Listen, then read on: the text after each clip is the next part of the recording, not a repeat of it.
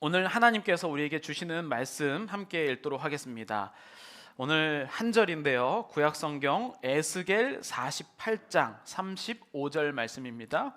구약성경 에스겔 48장 35절 말씀, 우리 한 목소리로 함께 읽도록 하겠습니다.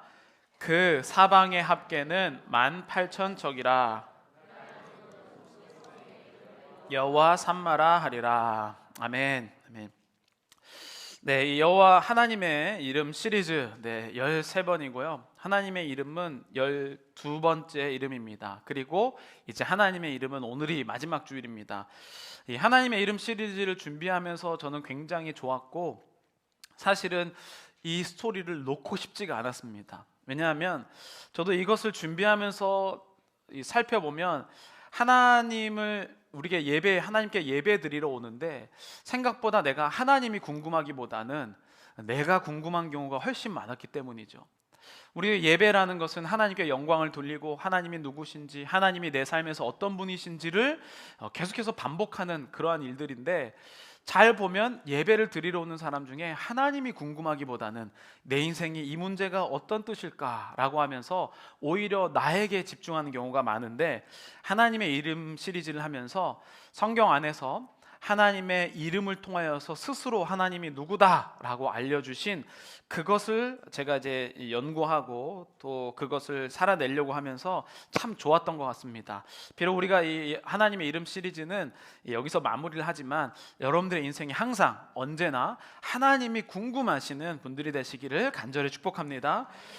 그런 의미에서 사실 이 오늘 마지막 여호와 샴마, 지금 여기 계시는 여호와 샴마라는 이름은 굉장히 큰 의미가 있고, 특별히 이 하나님의 이름 시리즈가 끝나고 이제 다음 주에 예수님의 생신을 축하하는 성탄절이 있다는 것이 저는 굉장히 놀랍다는 생각이 들었어요. 왜냐하면 하나님의 이름 시리즈는 다 이제 제가 시간상 다 잘랐지만 다 예수님의 이름과 연관이 있기 때문인데요, 특별히 오늘 여호와 샴마는 예수님이 누군지를 또 명확하게 알 수 있고, 우리가 지금 믿고 있는 복음과 구원의 뜻이 여기에 굉장히 함축적으로 들어가 있습니다.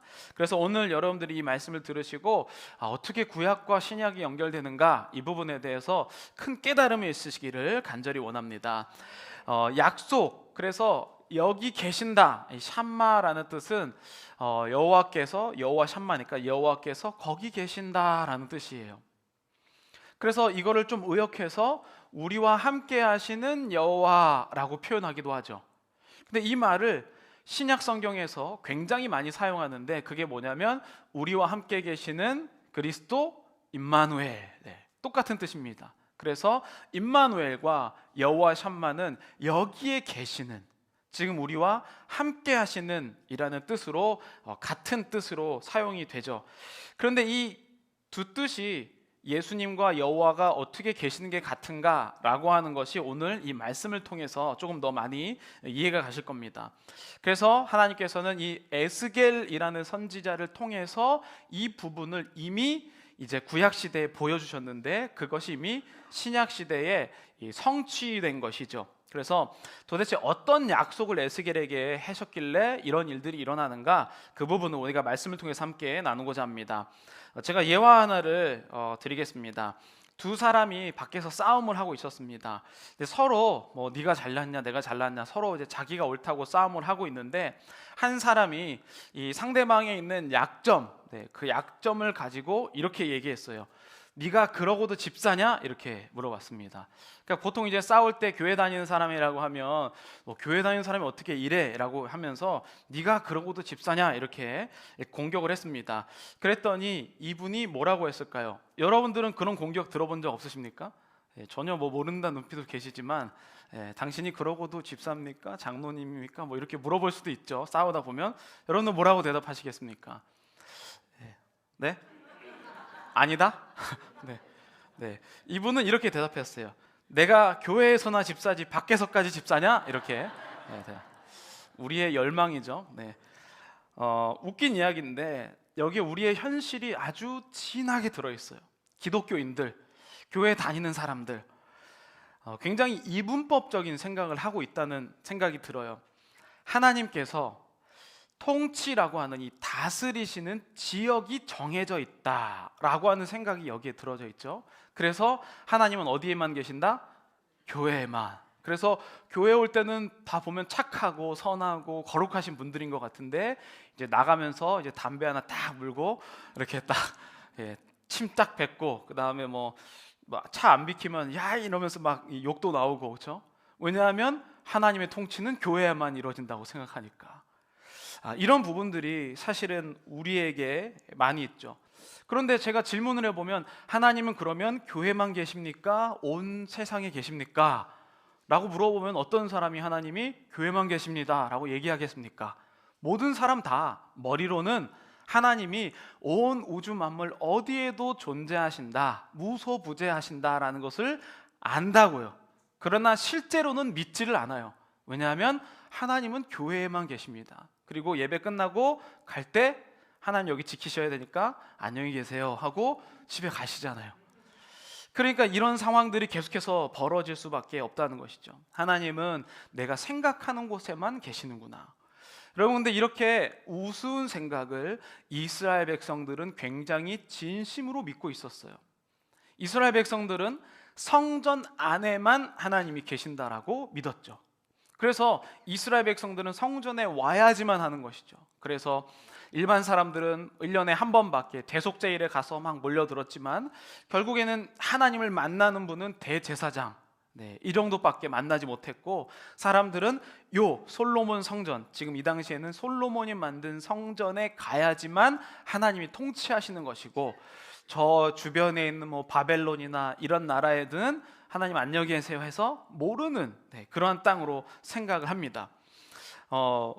참 우리도 이런 사실을 알고 있지만 현실적으로 왜 이렇게 자꾸 이중적인 생각이 드는 걸까요? 힘들고 어려울 때 하나님이 계시다는 것을 우리는 알지만 힘이 되지 못하고 능력이 되지 못한다는 것이죠. 그래서 저는 하나님을 생각할 때, 또 이스라엘 백성들을 생각할 때, 그러면 하나님은 왜 이렇게 무식한 이스라엘 백성들을 선택하셨는가라는 질문이 드는 거예요. 하나님께서 이스라엘 백성들에게 약속하신 땅이 있었죠. 그 약속하신 땅 이름이 혹시 세 글자인데 뭔지 아시나요? 가나안. 가나안 땅에 보내시잖아요. 그러면 근데 제가 잘 보니까 이 가나안 땅, 이스라엘 백성들이 생각하는 가나안 땅과 그리고 하나님께서 생각하는 가나안 땅이 전혀 다른 땅이에요. 이스라엘 백성들이, 여러분들 가나안 땅이라고 하면 뭐가 기억나시나요? 그렇죠. 젖과 꿀이 흐르는 땅, 뭐 포도 열매가 사람만한 땅, 뭐 정탐했더니 너무너무 잘 사는 땅, 이렇게 얘기를 하잖아요. 그럼 하나님은 이스라엘 백성들을 너무너무 사랑하셔서 이 젖과 꿀이 흐르고 막 농사를 지으면 열매를 잘 맺고 막 온도가 좋고, 예전에는 텐트 치고 다녔는데 이제는 좀 정착해서 집도 사고, 그래서 하나님이 가나안 땅에 보내셨을까? 제가 이렇게 물어보는 거 아니라는 걸 아시겠죠? 하나님께서 이스라엘 백성을 가나안 땅에 보내신 이유는 전혀 그런 의미가 아니었다는 거예요. 오늘날 저는 사실은 우리가 미국에 살고 있는데요, 지금 현재 세계에서 가장 부유한 나라는 미국이죠.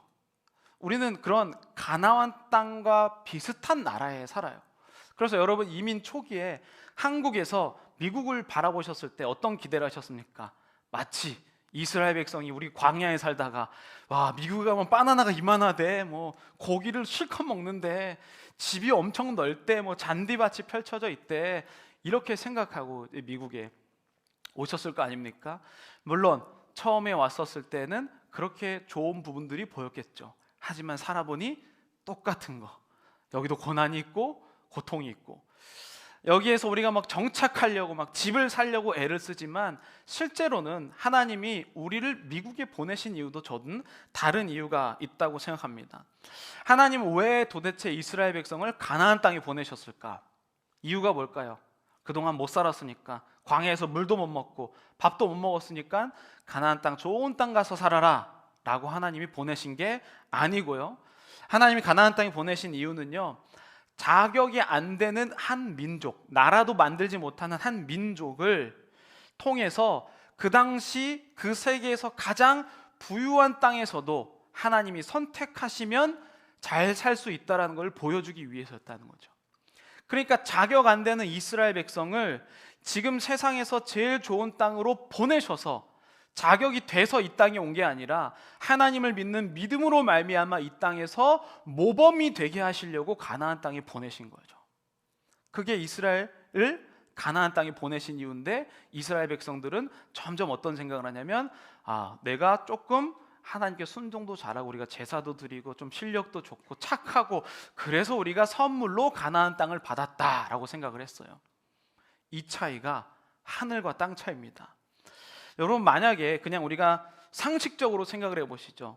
우리가 창세기 출애굽기 두 번째 출애굽기라는 이 성경 말씀을 볼 때 이 출애굽을 하는 거잖아요. 이집트를 탈출하는 내용인데, 하나님이 만약에 그 당시에 쫙 전체를 봤을 때 이스라엘 백성들이 자격을 봤으면, 그러니까 시험을 봤으면 하나님의 이름을 높이려고 두 나라 중에 이집트와 이스라엘을 선택하려면 어떤 나라를 선택하시겠습니까? 당연히 이스라엘을 선택하죠. 여러분 같으면은 저기 종으로 있는 나라를 선택하겠습니까? 아니면 지금 잘 나가고 군사력도 세고 그런 나라를 선택하겠냐? 하나님이 두 나라 중에, 아니 세상의 수많은 나라들 중에 이스라엘을 선택하신 이유는 그 이스라엘이 가장 연약했기 때문이에요. 하나님이 오늘날 우리를 하나님 먼저 믿게 하신 이유도 마찬가지입니다. 나는 내가 조금 더 교회 열심히 다닐만 하고 착하고 순진하고, 다른 사람은 100% 타락했지만 나는 한 80% 정도만 타락한 것 같고, 나의 의를 계속 자랑하잖아요. 근데 하나님이 우리를 선택하신 이유는 너무나도 명확해요. 아예 가능성이 없기 때문에 나를 먼저 믿게 하신 겁니다. 여러분, 이 대결 아주 유명한 대결인데요, 엘리야라는 선지자와 850명 되는 선지자랑 850대 1 대결을 한 것이 이 성경에 나옵니다. 그래서 이 상황은 엘리야라는 한 사람과 그리고 바알 신을 섬기는 선지자 450명, 아세라 400명, 그래서 850대 1로 대결을 하는데, 어떤 대결을 하냐면 진짜 살아있는 신이 누구냐라는 대결을 한 거예요. 그러면 대결 종목이 뭐냐? 하늘 기도를 해서 이제 제사를 이제 양을 이렇게 각을 떠서 놓고 이 나무 위에 놓은 다음에 기도를 해서 불이 떨어지는 그 제단에 있는 신이 진짜 신이다, 이렇게 대결한 거예요. 850대 1로 대결했습니다. 근데 여러분, 결과는 다 알다시피 이 엘리야가 기도를 했을 때는 불이 확 내려와서 탔지만 850명이 아무리 기도를 하고 몸을 찢어서 피를 흘리고 이래도 이 불이 안 내려왔어요. 그런데 여러분, 이 당시에 바알 신이 무엇을 주관하는 신이냐면 자연과 불을 주관하는 신이에요. 그리고 이 바알 선지자들은요, 지금 이 엘리야와 이 제사의 전쟁을 하기 이전에 이미 기도를 해서 불이 내려와서 제사를 지낸 경험이 있어요. 이미 이 바알 선지자들은 이것에서 전문가입니다. 기도해서 불 내려서 제단에 불을 붙이는 불의 신을 믿는 전문가들인데, 그 전문가들 말고 하나님은 가장 비전문가인 엘리야를 선택하셨어요. 그런데 여기서 좀 극적인 장치가 나오거든요. 어떤 장치냐면, 엘리야가 기도할 때 얘네들은 이제 제가 땡스기빙 때 빅베어에 갔거든요. 빅베어에 갔는데 이제 찾아보니까 겨울에는 캘리포니아가 건조해서 장작불을 못 대게 돼 있다라고 하더라고요. 근데 이제 제가 그 관리사무소를 딱 들어가서 이제 등록을 하는데, 그 사람이 불을 피워도 된다는 거예요. 파이어핏 안에서는 불을 피워도 된다는 거예요. 그래서 겨울에 캠핑 갔는데 불 없으면 추우니까 바로 거기서 장작을 사고 이제 제가 이제 불을 붙이려고 했는데 장작이 눅눅한 거예요. 불이 붙지가 않아요. 그래서 이리저리 돌아다니다가 옆에 온 어떤 이 캠프 그라운드에 가서 빌려달라고 해서 쬐끄만데 불 자꾸 붙는 거 같은 거, 옛날 번개탄 같은 거 있거든요. 그래서 그걸 빌려서 불을 붙인 경험이 있어요. 아무리 해도 젖은 나무는 불이 잘 붙지 않더라고요. 여러분, 엘리야가 불을 붙일 때 하나님은 우연하게 일어나지 않은 것이라는 것을 증명하기 위해서 엘리야에게 뭐라고 명령하시냐면 4통씩 3번의 물을 그 장작에 부어버립니다. 그러니까 지금 이 지금 바알 신과 아세라 신을 섬기는 사람은 일단 인원수도 많고 불의 전문가였는데 그들은 불이 안 붙었는데, 이 엘리야는 하나님이 12통의 물을 그 장작에 부어버리고 하나님이 기도하자마자 불이 붙었다는 거예요. 이게 무슨 말이냐면 우연이 아니라 하나님의 의도로서 이 불을 붙였다는 거죠. 불가능한 상황에 하나님은 가능하게 하시는 분이라는 것을 눈으로 보여주신 거예요. 아예 안 되는 상황이라는 뜻이에요. 여러분, 장작에 물 붙인 장작에 불을 붙여보셨어요? 기름 발라도 잘 되지 않아요. 일단은 어느 정도는 말라야 돼요. 그런데 완전히 도랑을 파고 12그릇 부르면 거의 잠겨있는 듯한 수준인데 거기에 불이 붙었다는 거죠. 저는 이 상황을 보면서요, 어떤 생각이 들었냐면 그게 바로 물 부어서 젖은 것이 바로 나라는 거야. 나라는 사람. 나라는 사람은요, 이제 불이 붙는 사람이 아니라 물을 부어서 완전히 젖어버려서 이 세상에서는 가능성이 없는 사람이라는 거죠. 저를 봤을 때 그런 생각이 많이 들었어요. 우리가 교만할 때는요, 하나님이 내가 뭐 말 잘하고 내가 좀 능력이 있고 내 집안이 좋고 이래서 하나님이 구원받게 하신 것이 전혀 아니라, 하나님은 내가 젖어도 완전 젖어서 이 사람은 하나님의 능력 없이는 아무것도 못할 사람이란 그 사람을 구원하셨다는 것이죠. 여러분들의 인생, 그리고 저의 인생이 바로 이 젖은 장작이라는 것이죠. 여러분, 그러면요, 똑똑하고 리더십이 있고 그래서 하나님이 나를 먼저 믿게 하신 것이 아니라 이스라엘 백성과 똑같은 거예요. 자격 안 되기 때문에 정말 어디 가서든지 상처받고, 여러분, 돈이 없어서, 돈이 많아서 상처받는 게 아니잖아요. 내 형편이 좋아서 나빠서 우리가 잘 되는 게 아니잖아요. 결국에는 내가 젖은 장작이기 때문에 우리는 이렇게 힘든 인생을 살아간다는 겁니다. 여러분, 우리는 12통 물이 부어진 존재예요. 스스로는 불을 붙일 수가 없다는 겁니다. 근데 여러분, 반대는요, 세상에서는요 서로 자격이 뭔지에 대해서 따져요. 그러니까 교회 와서 자꾸 자격을 논쟁하는 거예요. 저 사람 뭐 예수님 믿는 지 얼마도 안 되는데 이걸 해도 되나, 이것부터 시작해서 이렇게 자꾸 우리가 세상에서는 자격을 따두죠. 근데 여러분, 아무리 자격을 따져도 그 사람은 거기일 뿐이에요. 하나님을 믿는 자들은요, 자격이 없는 나를 구원하신 하나님에 대한 기쁨이 없으면 사실은 우리가 하는 행동은 아무것도 아니에요. 여기 뭐 여러분 성가대 가운을 입고 있든지 저처럼 여기 와서 설교를 하든지, 하나님이 자신을 자격 없는 자를 선택하고 구원해 주셨다라는 것을 인정하지 못하는 사람은 그냥 종교 행위일 뿐이에요. 아무리 열심히 해도 이스라엘 백성처럼 하나님은 성전 안에만 있는 것으로 믿기 시작한다는 것이죠. 여러분, 우리 양옆에 분들을 한번 바라봐 보시겠습니다. 양옆에 앞에. 그리고 이렇게 얘기해 볼 거예요. 하나님의 능력이 참 크시다. 네, 하나님의 능력이. 자기는 몰라요. 본인은 모릅니다. 그러나 보는 그 사람은 알아요. 참 이렇게 아시죠?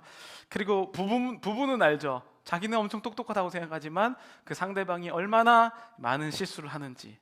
하나님이 크시기 때문에 일어난 일들이라는 것이죠. 우리가 집에서, 직장에서, 교회에서 내 생각과 다른 기준인 사람들이 너무나도 많아요. 어떻게 이런 일이 있을 수 있을까? 어떻게 저런 사람들이 있을까? 그래서 세상에서는요, 청문회를 통해서 그 사람을 증명하기를 원해요. 퀄리파잉 하기를 원하죠. 그런데 하나님은 완전히 반대라는 거예요. 딱 반대. 자격이 없는 자를 고르셨다. 반대의 사람을 하나님께서 보내셨음을 깨달을 때, 그때 역사가 일어나는 거죠. 그러니까 보통 뭔가 가능성이 있을 것 같다, 이때 하나님께 의지하지 않아요. 그러니까 원래부터 노래를 조금 했는데 그동안 다듬어지지 않은 사람이 있었어요. 근데 그런 사람이 갑자기 이제 성가대 가서 조금 연습하고 노래를 잘하지잖아요. 그러면 자기가 이제 잘난 거라고 얘기를 하죠. 그런데 정말 노래를 못하는, 박자도 못 맞히는 사람이 이 성가에 들어가서 박자를 맞추기 시작했을 때, 그게 젖은 장작에 불이 붙은 거잖아요, 그렇죠? 네, 많은 위로를 받으시길 바랍니다. 네. 근데 여러분, 이스라엘 백성들은요, 망할 때까지 이거를 전혀 몰랐어요. 그래서 자기들이 하나님한테 제사 드려준다고 막 생각하고 이렇게. 그래서 성전 잘 지키는 게 본인들의 목적이라고 생각했어요. 근데 하나님이 가나안 땅 이들을 보낼 때는 성전을 지키는 게 목적이 아니라 자격이 안 됨에도 불구하고 하나님이 선택하신 하나님께 영광을 돌리라고 가나안 땅이라는 아주 거친 땅으로 보낸 거예요. 여러분, 미국 오니까 잘 살게 되니까 사람들이요, 지금 기독교인들 이민 사회도 막 줄어들잖아요. 먹을만 하면, 살만 하면 하나님 다 떠나요. 가나안 땅이 똑같은 원리였거든요. 광야에서는 하나님 없으면 밥 줄 사람이 없어요. 하나님 바라보다가 가나안 땅 가니까 이 신도 섬기고 저 신도 섬기고 저 신도 섬기다가 결국에는 가나안 땅에서 내 노력으로 여기 왔구나, 이렇게 생각하고 있는 존재가 바로 이스라엘 백성이었다는 거죠. 그런 그때에 하나님께서 이제 계속 선지자를 보내서 경고를 해요. 너네 이렇게 살면 안 돼. 너희들을 보낸 이유는 하나님께 영광 돌리기 위함이야. 잘 사는 거 내가 없앨 수도 있어. 너의 나라 없앨 수도 있어. 계속 경고했는데 이스라엘 백성이 듣지를 않아요. 그래서 우리가 2주 전에 다뤘던 예레미야 선지자가 이제 이스라엘이 BC 586년에 망하거든요. 기원전 586년에 완전히 망해요. 그런데 그 망하기 바로 이전에 예레미야 선지자를 통해서 이 지금 제가 드린 이야기, 너희들은 자격이 돼서 뽑은 게 아니라 하나님께 영광을 돌리라고, 이 경쟁이 심한, 신들의 경쟁이 심한 땅에서 하나님께 영광 돌리라고 보낸 거야 라고 하는 사실을 계속 경고하면서 돌아오라고 얘기했어요. 그런데 이들이 믿지 않았어요. 그래서 하나님은 결국엔 예레미야를 통하여서 이스라엘은 망한다 라고 말씀하셔요. 여러분, 우리의 인생이 하나님께서 이 땅을 보내셨을 때 때로는 잘 되기도 하죠. 근데 망할 타이밍이 와요.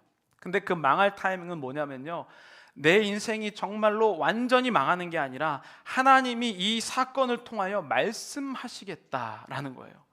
여러분, 예레미야가 어떤 내용을 전파했냐면 예레미야 42장 11절 12절 우리 함께 읽어볼 텐데 이렇게 전했습니다. 여호와의 말씀이니라. 너희는 너희가 두려워하는 내가 너희와 함께 있어 너희를 구원하며 그의 손에서 너희를 건지리니 두려워하지 말라. 내가 너희를 불쌍히 여기리니 그도 너희를 불쌍히 여겨 너희를 너희의 본향으로 돌려보내리라 하셨느니라. 아멘. 무슨 말이냐면요, 하나님이 이스라엘을 망하게 하는데 그 망하는 도구로 지금 상상도 할 수 없는 이방 나라를 쓰시겠다는 거예요. 바벨론이라는 나라. 그 지금 뭐라고, 너희가 두려워하는 바벨론의 왕을 겁내지 마라. 이게 무슨 말이냐면 너네 바벨론한테 망할 거야. 근데 망해도 당황하지 마, 이 얘기를 하고 있는 거예요. 근데 이스라엘 백성들은 이걸 참을 수가 없었어요. 아니, 우리가 이렇게 잘난 사람들이고 우리가 이렇게 하나님 섬겼는데 어떻게 저렇게 하나님도 모르는 이방 바벨론에게 우리가 망할 수가 있는가? 아직 성전이 이렇게 멀쩡한데, 이런 생각을 한 거예요. 우리도 그런 생각하잖아요. 내가 주일 예배 이렇게 열심히 참석하는데 내가 왜 망해? 이런 생각 하신 분 많으신가요? 하나님은 그런 열심에 대해서 칭찬하는 분이 아니시라는 거죠. 하나님은 열심이 아니라 마음의 주권이 누구에 있는가에 따른 칭찬을 하고 계시는 거죠. 진짜 내 주인이 하나님이신가? 이스라엘 백성들은 열심히 했지만 주권이 자기였어요. 하나님을 돕는다, 내가 하나님의 체면을 세워드린다, 이런 마음 때문에 하나님은 이스라엘을 멸망시키시고 바벨론이라는 나라를 사용하셨지만 이스라엘 백성들은 결국엔 듣지 않았어요. 거부했어요. 그래서 예레미야가 자신의 나라를 망하는 것을 보고 눈물의 선지자라고 표현하죠. 이 표를 하나 보여주시면요, 구약 선지자들이 활동한, 이게 잘 안 보이는데 이 표가 이제 두 개 밑에 있는데 왼쪽에 바벨론 포로 시기라고 하는 게 나와요. 바벨론 포로 시기를 보면요, 거기에 이제 유명한 다니엘이 그 포로기에 나오고 그 밑에 에스겔이 나와요. 오늘 우리가 다루는 에스겔이 거기에 보면 BC 593년부터 571년, 그러니까 586년이 망했으니까 망하기 전부터 망한 후 15년 정도를 지금 이 에스겔이 예언을 하게 된다. 이제 그만 보여주세요. 그러니까 지금 이 에스겔은 방금 전에 제가 말씀드린 예레미야의 예언, 바벨론을 하나님이 사용하시겠다, 이 얘기를 들으면서 자란 사람이에요. 예레미야 예언을 듣고 자랐어요. 그런데 이스라엘 백성들은 하나님 말씀 안 듣거든요. 그래서 예레미야도 이스라엘이 망하기 전에 예언을 했지만 이스라엘 백성들이 안 들었습니다. 그것을 에스겔 3장 7절에 이렇게 표현해, 우리 함께 읽어보겠습니다. 그러나 이스라엘 족속은 이마가 굳고 마음이 굳어 네 말을 듣고자 아니하리니 이는 내 말을 듣고자 아니함이니라. 아멘. 여러분, 왜 말을 안 들었을까요? 하나님 이렇게 친절하게 몇 명의 선지자들을 통하여서 지속적으로 똑같은 내용을 했는데 말을 안 들었어요. 왜 그랬을까요? 그곳에 가치가 없기 때문이에요. 여러분, 아무리 제가 이렇게 설교에서 말을 많이 해도 여러분들이 귀에 들리는 말은 내가 생각하기에 옳다고 생각하는 말만 들어요. 그래서 교회에서는 왜 이렇게 광고를 강조하냐면, 광고를 아무리 얘기하고 두 번, 세 번 들었는데도 나에게 가치가 없으면 언제 얘기했냐, 이렇게 올해에도 몇 번 많이 들었거든요. 네. 나에게 가치 없는 얘기는 안 들린다고요. 그러니까 여러분, 이 이스라엘 백성들은 이 말의 뜻을 몰랐다가 아니라 하나님에 대한 항복이 없는 거죠. 내가 지금 하나님 도와드리는데 이게 뭔 소리야? 하나님을 가르치려고 하는 마음이 있었다는 것이죠. 그래서 에스겔의 이름은요, 하나님께서 강하게 하신다라는 뜻인데, 하나님께서 이 이스라엘 백성들을 통하여서 하나님의 강함을 드러내기 위해 그런 뜻을 갖고 있습니다. 그래서 하나님은요, 이렇게 말 안 듣는 이스라엘, 여러분들이 정말 하나님이라고 솔직히 입장을 바꿔서 생각하면 지금 선지자를 통해서 한 400년, 300~400년 동안 계속 경고를 했거든요. 근데도 말 안 들으면 여러분은 어떻게 하실 겁니까? 솔직히 400년? 4시간도 못 참을 수도 있어요. 일반적인 사람들은요. 4번도 못 참을 수 있죠. 근데 하나님은 그렇게 오랜 기간 참으시고, 너무 신기한 내용이 뭔지 아세요? 이스라엘을 포로, 이제 바벨론을 끌려가잖아요. 포로기라고 얘기하는데 몇 번에 걸쳐서 끌려갔을까요? 4번에 걸쳐서 끌려갑니다. 틀릴까봐 미리 말씀드려요. 4번에 걸쳐서 끌려가는데요, 이 4번에 걸쳐서 왜 여러분, 나라가 망하면 완전 망한 거지 무슨 포로를 4번에 걸쳐서 끌어가요? 하나님이 기회를 계속 주신 거잖아요. 하나님은 우리를 어차피 자격 안 되는 사람이기 때문에 네가 뭘 해서 되는 것이 아니라 하나님이 나를 여기에 보내셨음을 믿으면 하나님이 언제든지 기회를 주신다라고 표현을 하고 있어요. 우리는 그러니까 준비된 장작이 아니라 여전히 젖은 장작이에요. 불이 탈 수가 없어요. 그러나 하나님이 불을 내리시고 허락하시면 젖은 장작도 탈 수 있다라는 것을 보여주시는 것이죠. 여러분, 그럼 아까 그 예화로 돌아가 보죠. 어떤 사람이 네가 그러고도 집사냐 물어보면 뭐라고 대답해요? 그래, 나도 집사다. 나 같은 사람도 하나님 사랑하시니까 너도 같은 사람도 한번 와봐라. 이게 돼야 되는 거죠. 그러니까 우리가 자꾸 세상에서 막 선한 척 하려고 하잖아요. 그러면 다 알아요. 나 선하지 않은 거 다 안다고요. 어디 가서 뭐 어떤 채 하는 거 모를 것 같지만 다 알고 있습니다. 그러니까 나 같은 사람도 사랑하시는 하나님의 사랑을 소개하시기를 간절히 축복합니다. 에스겔이요, 아까 25년 동안 예언을 했다고 나와 있거든요. 571년까지. 근데 그 중에 13년 동안 예언을 멈춰요. 왜 예언을 멈췄을까요? 아니, 그렇잖아요. 우리가, 여러분들도 막 그런 거 얘기하잖아요. 아, 내가 말이야 뭐 집사가 된 지 25년, 내가 뭐 목회를 한 지 25년인데, 아, 내가 교회를 다닌 지 몇 년인데, 이거 다 우리 공로를 자랑하고 싶은 거잖아요. 그만큼 난 저력이 있다, 이런 얘기잖아요. 근데 이 에스겔은요, 25년 중에 13년 동안 예언을 안 해요. 그 무슨 뜻일까요? 예언이라는 것은 내가 몇 년을 했냐가 중요한 게 아니라 하나님이 말하실 때만 전하는 거예요. 내가 하고 싶을 때 전하는 게 아니라 이걸 안 하면 사람들이 나 예언자, 선지자들 안 봐주면 어떡하지? 이게 아니라 하나님이 말할 때 그때 얘기하고, 하나님 멈추시면 안 하고. 그러니까 여러분, 사람들이 막 나는 뭐 근속 몇 년 지금 이 봉사 하잖아, 알잖아, 나 막 이런 식으로 막 나 엄청 성실하잖아, 이런 얘기 하잖아요. 그거 아무런 의미 없어요. 여러분, 하나님이 멈추라고 하면 멈춰야죠. 뭐 우리가 뭐 1년 동안 정말 열심히 하고 이런 거 자랑할수록 거기에 공로가 딱 들어가요. 그러면서 하나님, 우리가 이렇게 열심히 했는데 제가 이렇게 될 수 있습니까? 라는 생각이 나오죠.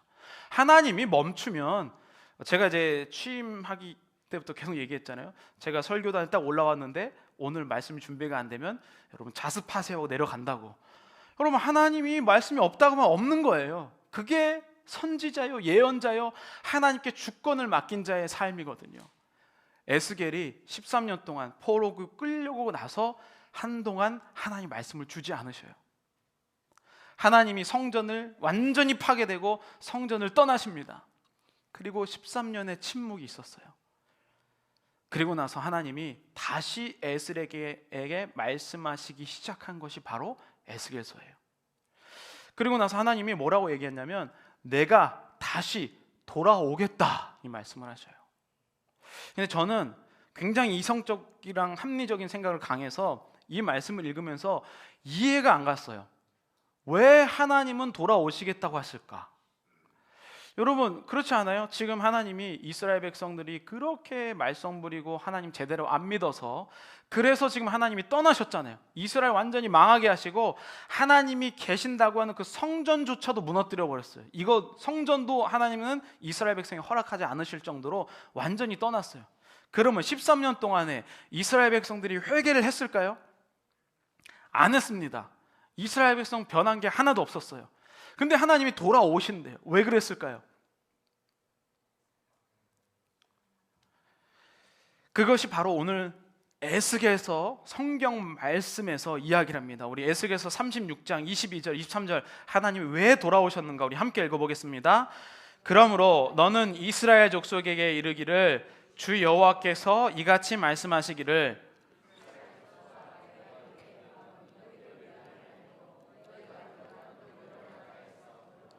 나의 거룩한 이름을 위함이라. 여러 나라 가운데서 더럽혀진 이름 곧 너희가 그들 가운데서 더럽힌 나의 큰 이름을 내가 거룩하게 할지라. 내가 그들의 눈앞에서 너희로 말미암아 나의 거룩함을 나타내리니 내가 여호와인 줄을 여러 나라 사람이 알리라. 주 여호와의 말씀이니라. 아멘. 왜 하나님이 돌아오셨다고요? 네, 하나님의 더러워진 하나님의 이름을 다시 거룩하기 위해서. 이 말은 여전히 이스라엘 백성들은 조건이 안 된 뜻이에요. 여전히 젖은 장작이란 뜻이에요. 여러분 하나님이 우리를 누군가를 사용하실 때가 있어요. 하나님이 가정 안에서 나를 신앙의 리더로 쓰실 때도 있고 직장 안에서 신앙의 리더로, 교회 안에서 또는 어느 곳에서 하나님이 어떤 사람을 사용하실 때가 있어요. 근데 그 사람은 청문회를 통과한 사람이 아니라는 걸 기억하셔야 돼요. 자격이 있어서 그 사람을 쓰는 게 아니에요. 무엇입니까? 이런 사람도 하나님이 선택하시면 하나님의 이름에 영광 돌릴 수 있다. 그게 하나님이 돌아오신 이유라는 거죠. 그러면서 근데 하나님이요 이전과는 달랐어요. 예전에도 하나님이 하나님의 거룩한 이름을 위해서 자격 안 된 이스라엘 백성을 뽑으셨는데요, 이번에는 뭔가 달라요. 뭐가 다르는데 하나님이 이제 아예 새로운 판을 짜주시는 거예요. 예전 성전이 아니라 성전 안에만 계신 하나님이 아니라 새로운 성전을 지으시겠다라고 하나님께서 에스겔서에서 말씀을 하십니다. 그러면서 그 새로운 성전에 들어갈 자가 누구인지에 대해서 설명을 하시는데 이런 마음을 하는 거죠. 에스겔 36장 25절부터 27절 우리 이런 사람들 한번 함께 읽어보겠습니다. 맑은 물을 너희에게 뿌려서 너희로 정결하게 하되 모든 우상 숭배에서 너희를 정결하게 할 것이며 또 새 영을 너희 속에 두고 새 마음을 너희에게 주되 너의 육신에서 굳은 마음을 제거하고 부드러운 마음을 줄 것이며 또 내 영을 너희 속에 두어 너희로 내 율례를 행하게 하리니 너희가 내 규례를 지켜 행할지라. 아멘. 세 가지 해주는데 한 가지가 너에게 물을 뿌려서 정결하게 한대요. 그러니까 어차피 안 돼요. 어차피 우리는 내가 아무리 노력해봤자 그 사람이 그 사람이다. 예. 그렇기 때문에 하나님께서 정결하게 물을 뿌려주셔요. 그래서 그걸로도 모자라서 그 다음에 새 영을 우리 가운데 두어주시는 거죠. 새 영을. 그리고 새 마음을 주셔요. 그리고 나서 이걸로도 모자라서 세 번째 뭘 주시냐면요, 너희 속에 영을 완전히 24시간 365일 거하게 하신다라고 표현해요. 이거를 신약에서 성령님이라고 표현하는 것이죠. 그러니까 정결하게 하시고 그 다음에 새 영을 주시면서 24시간 365일 거기서 거하게 하시면서 하나님께서 내가 장작에 물에 젖은 장작이라는 사실을 실시간 깨닫게 하시는 거예요. 그러니까 여러분, 자기가 교회 와서 내가 좀 교회 와서 이거 했는데 라고 자랑하는 사람은 이 새 영의 인도를 못 받고 있는 사람이죠. 나는 자격이 없는데도 하나님이 사랑하신다 라는 마음이 새 영이 24시간 운영하는 사람의 마음이라는 거죠. 근데 여러분, 여기서 끝이 아니에요. 하나님이 이제 새로운 성전을 지을 때는요, 얼마나 철저하게 얘기하시냐면 그 뒤에 보면 29절에 이렇게 표현합니다. 우리 함께 읽어보겠습니다. 내가 다시는 내 얼굴을 그들에게 가리지 아니하리니 이는 내가 내 영을 족속에게 쏟았습니다. 주 여호와의 말씀이니라. 뭐라고 표현합니까? 영을 쏟아버렸대요. 아예 그냥 막 와장창 부어버렸다. 네, 이것을 성령이라고 표현하는 거예요. 하나님께서 우리 가운데 그냥 보통 지킵시다 이렇게 얘기한 게 아니라 완전히 새로운 영을 내 마음에 쏟아 부어주셨다. 이것이 지금 여러분들의 새로운 인생이라는 거죠. 그리고 나서 그런데 한 가지 해야 될 거를 알려주세요. 단 한 가지. 이거는 하나님이 부어주신 거야. 우리가 받으면 돼요, 그냥. 근데 단 한 가지 사람이 해야 할 것을 알려주셨습니다. 그게 바로 에스겔 36장 37절입니다. 우리 함께 읽어보도록 하겠습니다. 주 여호와께서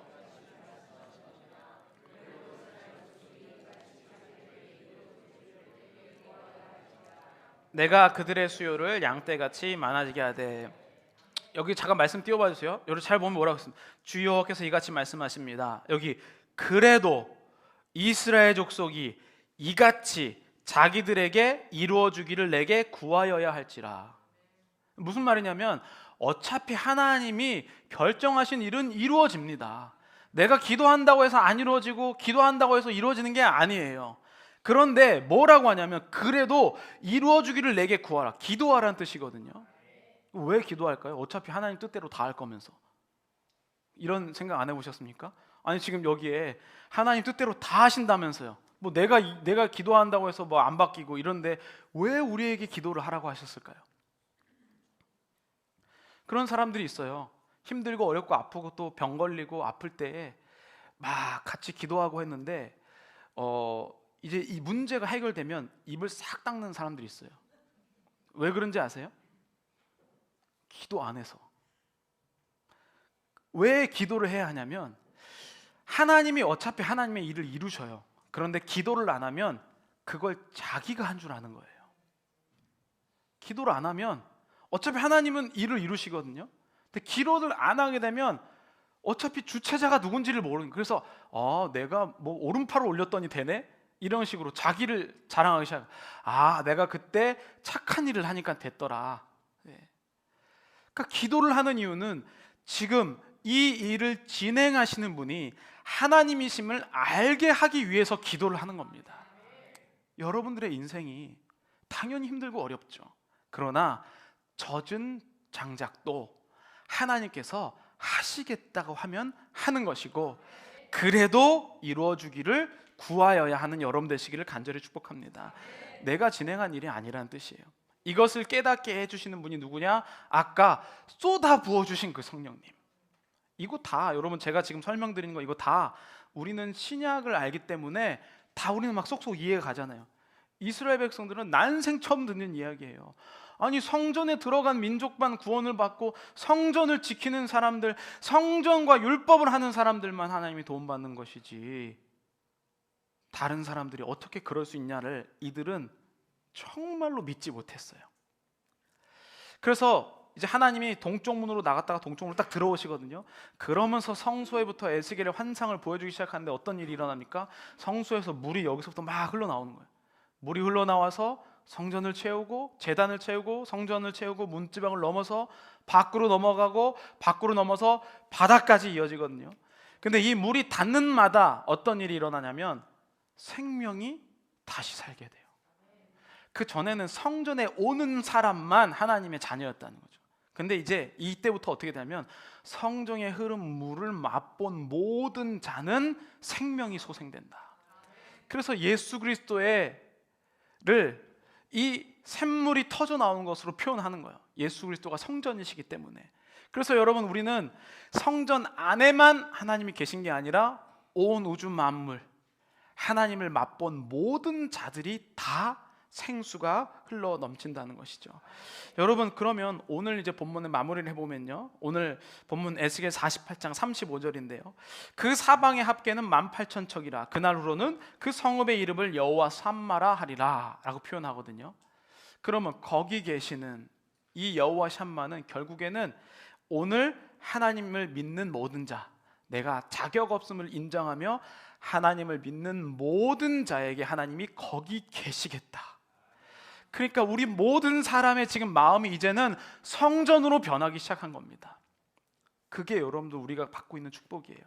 나는 젖은 장작이어서 하나님께 아무것도 드릴 것이 없지만 하나님은 이 모든 것을 믿는 자에게 생명이 흘러 넘치도록 축복하고 계십니다. 여러분, 자격 없는 나를 사랑하시는 하나님께서 백성의 권세가 되는 그 선물을 우리에게 주신 거예요. 근데 우리는 사실은 아직도 이 청문회식 검증에 대해서 익숙해요. 그런데 남도 그렇게 보거든요. 그런데 나도 그렇게 봅니다. 나 스스로를. 그래서 교회에 오려면, 하나님 믿으려면 자꾸 막 자격을 막 검증하려고 애를 쓰는 거예요. 조금 더 막 착한 척 하려고 하고, 밖에서는 안 그러면서 방금 전까지 막 욕하다 왔으면서 여기 오면 막 행복한 말을 막 쏟아내고. 왜냐하면 청문회처럼 내가 주장하려고 하는 마음이 있기 때문이에요. 여러분, 하나님 그건 못 보시고 여기서는 보시고 거기는 못 보시고 그렇지 않습니다.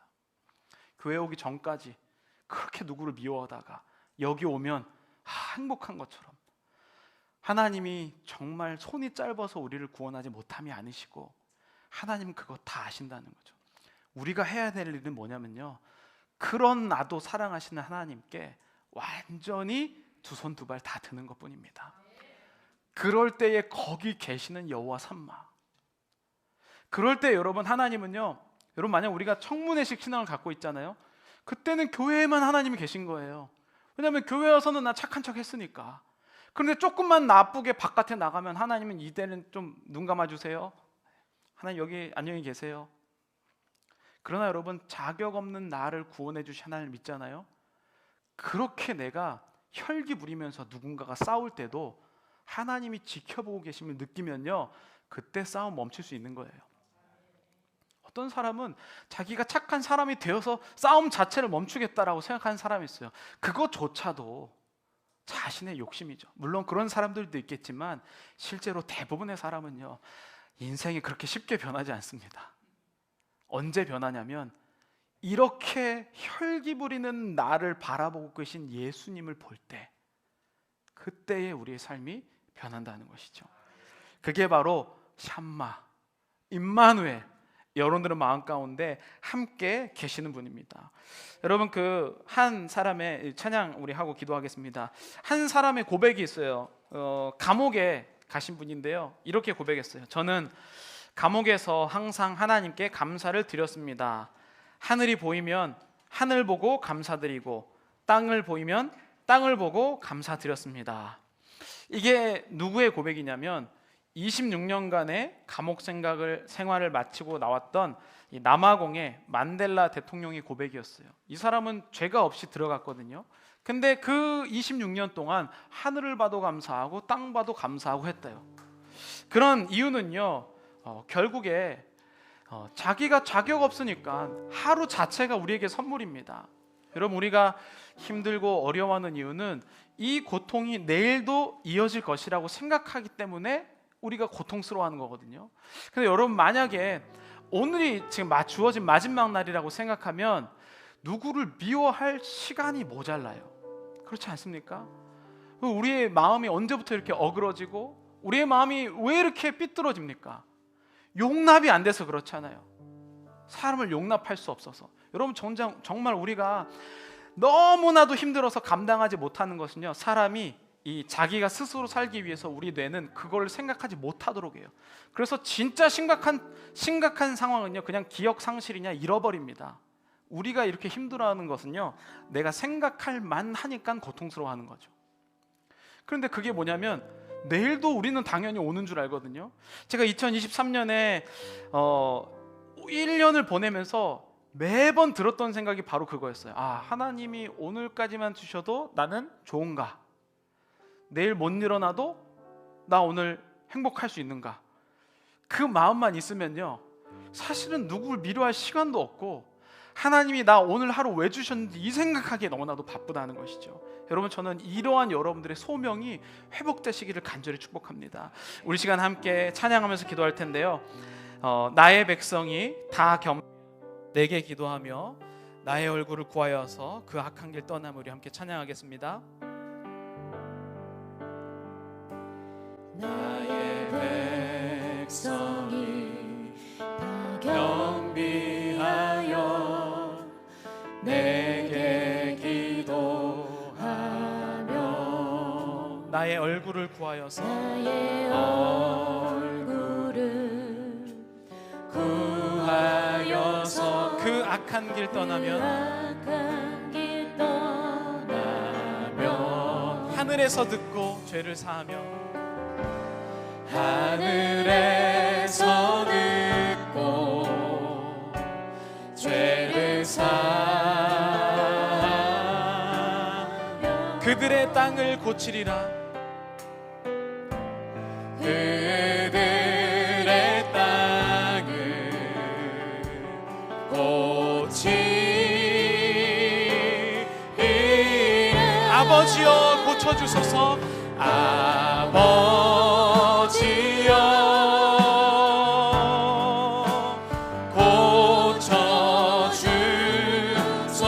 고쳐주소서. 내 생명 주의 것 되게 하소서. 내 생명 주의 것 되게 하소서. 주 하나님 간절히 기도하오니 주 하나님 간절히 기도하오니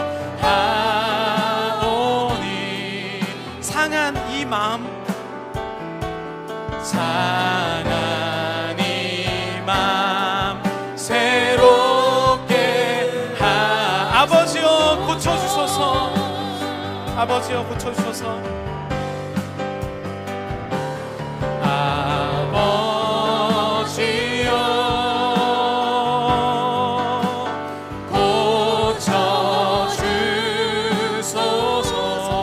고쳐주소서. 내 생명 주의 것 되게 하소서.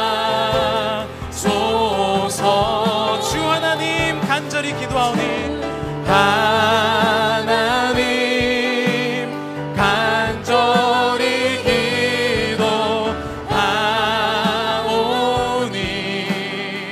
상한 이 마음 새롭게 하소서. 상한 이 맘 새롭게 하소서. 부흥의 불길 타오르게 하소서. 부흥의 불길 타오르게 하소서. 진리의 말씀 이 땅 새롭게 진리의 말씀 이 땅 새롭게 하소서. 은혜의 강물 은혜의 강물 흐르게 하소서. 성령의 바람 이제 불어와 성령의 바람 이제 불어와 오 주의 영광 가득한 새날 주소서. 오 주님 나라 이 마음에 오 주님 나라 이 맘에 우리 다시 한번 고백하겠습니다. 부흥의 불길 타오르게 하소서. 나의 마음 가운데. 아멘. 부흥의 불길 타오르게 하소서. 진리의 말씀 이 마음 새롭게 말씀 이 맘 새롭게 하소서. 은혜의 강물 흐르게 하소서. 은혜의 강물 흐르게 하소서. 성령의 바람 이제 불어와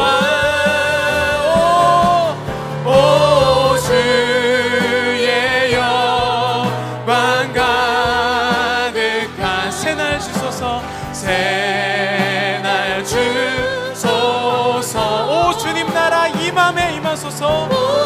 주님 나라 기맘에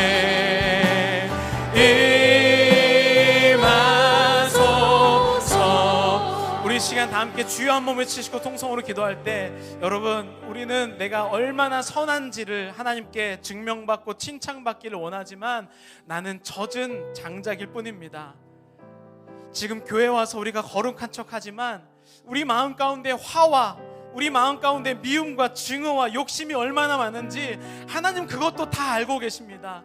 주님, 내가 오늘 이 시간에 회개할 때 자격돼서 부르신 것이 아니라 나 같은 젖은 장작도 하나님이 사랑하시고 하나님이 살리겠다고 하시면 사는구나 라는 증인이 되게 하여 주시옵소서. 우리 다 함께 주여 한번 외치시고 통성으로 기도하겠습니다. 주여.